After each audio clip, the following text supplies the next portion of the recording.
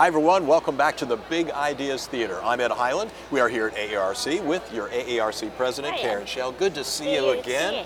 So many things going on. I mean, we could spend an hour just talking about everything that's happening at Congress, but it's not just one event. I mean, AARC is doing stuff year-round. Give us some thoughts about how things are going with the presidency and all the things you've got planned. Well, it's been a busy year. As you know, in the beginning of the year, we rolled out the Horizon Goals, 6 new Horizon Goals. So the board has been working very hard to implement those new goals and hopefully move the profession forward. Some of the big events that we've had for this year, of course, we've had our couple of meetings in the spring and in the summer, but we're working on fine-tuning those goals with our committee work so that we can keep moving forward. This last board meeting we met and we are actually trying to find some implementation of those goals, a way to show and be able to track the progress that we're moving forward. There's been some exciting landmark events, such as we approved the 2030 BS to RT degree advancement by 2030. So that was great, and now we need to make that happen. We have 10 years to help schools move forward. We've also just recently published a paper to prove the adequacy of a respiratory therapist with the pulmonary doctors through CHEST, to basically prove our skills is needed for cardiopulmonary diseases. We've also been really busy we increased our membership. That was great. We're still working on that. We know that we can't do things without people being involved and have the numbers to show that. We've gone to the Hill in the spring and worked on our telehealth act pilot project with legislators, and hopefully we've got 41 co-sponsors right now from both sides of the House, and we hope to keep that rolling forward so that we can prove our worth in the outside of the hospital setting with telehealth.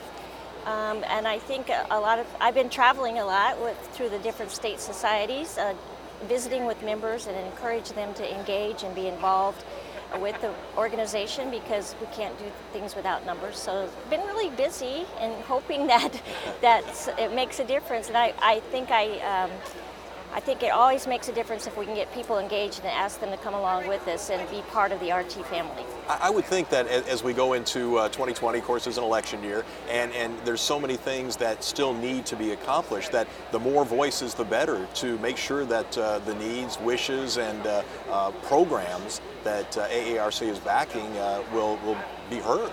That's correct, and I think a perfect example is the keynote speaker yesterday, Ted Koppel, talking about COPD. As respiratory therapists, that's our patients we care for at the bedside, and we need to make people aware of this disease process and be able to help with funding and getting people early diagnosis with that. We've also been working with I have a committee appointed this last year to work with the airlines with oxygen and oxygen safety and application with patients flying, and our organization has worked with allergy and asthma to look at some of the allergies that may be on airlines and how we can improve that. And currently with the vaping issue, that we know that we need to have a voice there, because we are going to be treating those patients that are having problems with the vaping, and so I think there's a lot of work ahead, and I think as a respiratory therapist, we're in the perfect position to be able to do that. We've always been an advocate for our patient, and we know that our education and prevention that we can provide can prevent some of these chronic lung diseases and also patient safety issues that we face. So, you know, I've always been amazed at the amount of research that has been underwritten, if you will, by AARC, that's been prompted by the organization. It just seems like there are so many areas that you and the others are involved in, just trying to not only improve the ultimate, which is patient care, but also to improve the manageability for the clinicians. Yeah, I think that's real important to state that there's a lot of different things, a lot of priorities out there, and trying to narrow down what's most important for our patients, and especially like with access to care and being informed of care is important, because there's so much to do and we need everybody involved to do it, and if we don't have everyone involved, we can't get it done. I think going back to the Horizon goals, the 6 goals, narrowing down to those goals and focusing our committee work on achieving some of those goals will be helpful as we look to the future and how we can implement change for us. But we still need therapists to be involved. We need people to advocate for us. As you may know, we are kind of the person that comes in the room that nobody knows who we are and what we do, and we need to do a better job ourselves to be able to promote who we do, what we do, and who we care for. And just recently they announced at the office that we're putting out a new BNRT that helps us with some of that education of who we are and what we do.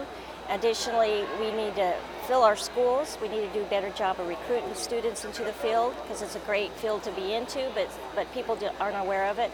We need to do a better job of reaching out to our patient stakeholders and have them be involved, have us be involved with them to help address some of those issues we find every day at the hospital. So, can you give us some thoughts on, I'll call it layers, but you know, there are folks who've only been in the industry for a short period of time, yes, and then others who have a little bit of the 10 years of experience, and then others who've been around for quite some time.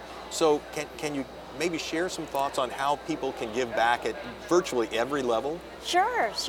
I've been in the field myself for 40 years. I started way back as an OJT, as an inhalation therapist, and how the field has grown and advanced from the day I started to now is amazing, and I still continue to learn, and I think that's what is exciting about it.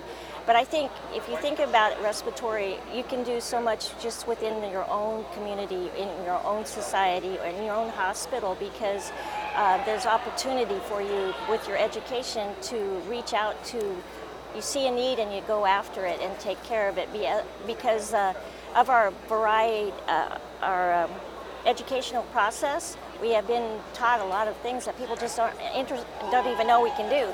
I work at my school. I was a manager, now I'm an educator, but just with the interprofessional education, being a part of that, working with physicians and nurses and building a better healthcare team and letting them know our skills and our education so we can help build that is a great opportunity, and I think we just need to capitalize on that. So. Well, as we were discussing before the camera started rolling, the RTs are a very tight group. It's a very personal group. You share so many things on so many levels that you may not even know someone from a name basis, but you have an intimate knowledge of what they've gone through in their life and their career. Well, you talked about the varied experiences. I mean, I've worked with people that I've worked with for years, and we almost can read each other's mind as we care for a patient. But even that said, I've come across therapists that I've worked with that I haven't worked with them much, but we're on the same page. We know exactly what we need to do for that patient, and it's like this cohesiveness that I can't explain. It's just that community that is there for the patient, and we know what to do, what's best for the patient. And I think that comes from, our tight community. We're a family. We feel and are passionate about our patients, and we really have to be the advocate for the patient at the bedside, because a lot of times there's no one else there to move that forward. Karen, thank you so much for coming by. Thank you, I enjoyed it. Always a pleasure. Thank you. And this is the Big Ideas Theater at AARC. I'm Ed Highland. Thanks for joining us.